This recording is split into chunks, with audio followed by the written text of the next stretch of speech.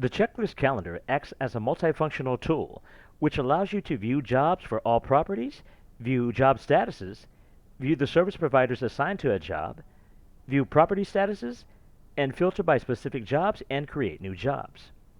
From your dashboard, navigate to the left and click Calendar. To create a new job on your calendar, click Create at the top right corner of the screen. Enter all the required information into the Details overlay, then click Next. Select one or more checklists. To quickly preview your checklist, click on the eye icon at the right of the checklist. From this tab, you can also create a brand new checklist using the Add Checklist button. Now, click Next. Next, you want to select your service provider. Here's when you decide when the job request will be sent to your service providers, which service providers it will be sent to, and when the job request should expire. Invitation expires? Set the number of days or hours that the service providers have to accept or decline the job request. Under the first-come, first-served strategy, a job becomes unassigned if no service provider accepts the request by the expiration time.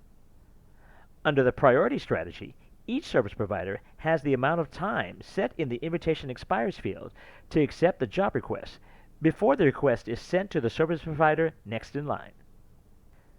Your priority list allows you to sequentially send the job request to the selected service providers.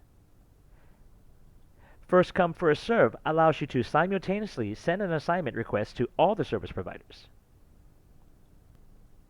Now, click Next. Finally, you want to offer a price. Select a reasonable price to pay your service provider.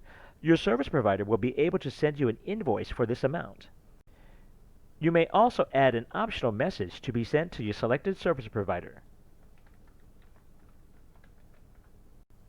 When you're done, click Create. You will see a successful notification pop up at the bottom left-hand side of the screen. You can see here on the calendar that your job has been created successfully. You may also create a job just by clicking on an empty square on the calendar to create a job for that property on the date selected.